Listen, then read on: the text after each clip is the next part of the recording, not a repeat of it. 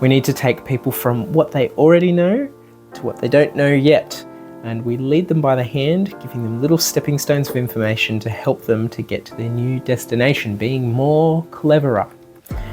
When I'm running a Bible study group with a bunch of kids, or adults for that matter, I try to ask questions that get a real relational discussion happening. But we've all been in that group where the question has been thrown out and it doesn't seem to go anywhere, just silence. But comprehension questions aren't the bad guy. You might be thinking, oh, it's probably because they're asking a closed question.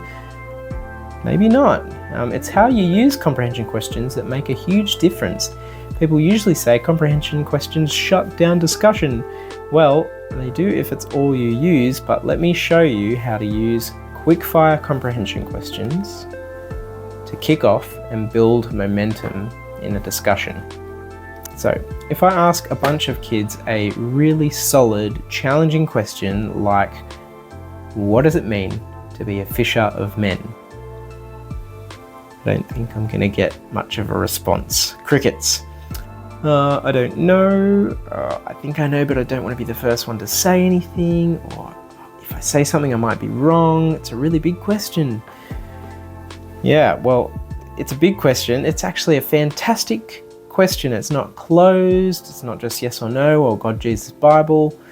No, it's ripe for a great discussion, but it actually needs some of those closed, basic, easy comprehension questions to level the playing field. You want to take your audience from what they already know, step by step, to what they don't know yet. Now, the trick with comprehension questions is to fly through them. I like to call them the 3 Qs, quick comprehension questions. Now, if you spend too long on a simple question that's really easy, the group is going to think that you think they're a bunch of idiots. Now, you know they're not stupid. The answer to these questions that you throw out are very simple. If no answers in a few seconds, answer it yourself and then throw out another question, expecting a response. And they'll get the idea that you're expecting them to get involved. These questions are going to be like stepping stones from where they are to the destination you want them to end up. You can also use them to give a bit of helpful background information to your group. So let's use the example from before. What does it mean to be a fisher of men? By itself, the question seems kind of pretty intimidating.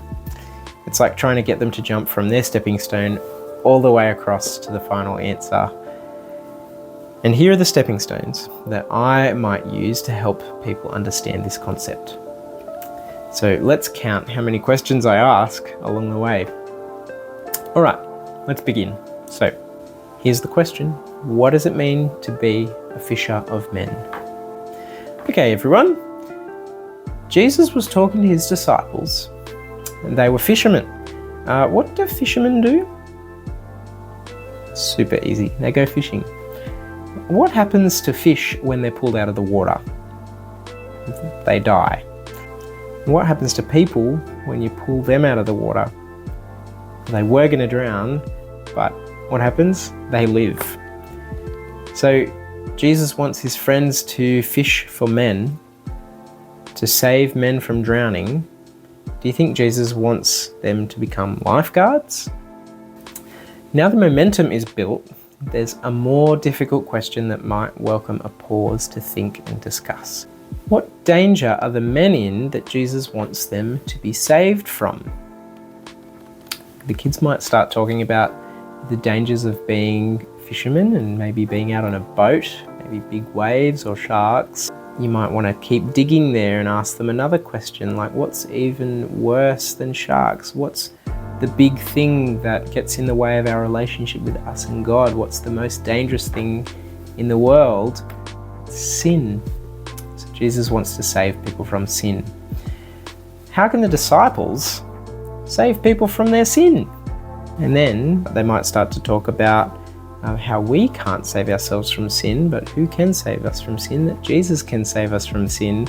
They didn't know it fully yet at the time that Jesus was going to die for the sins of the whole world, but I'll tell you, when Jesus rose back to life, I bet they really understood what it meant to be fishers of men then. So Jesus would be saving people's lives through the disciples telling them about Jesus. So when we tell other people about Jesus, it's throwing them a lifeline.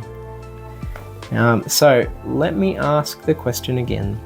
What does it mean to be a fisher of men? It means to save people by introducing them to Jesus.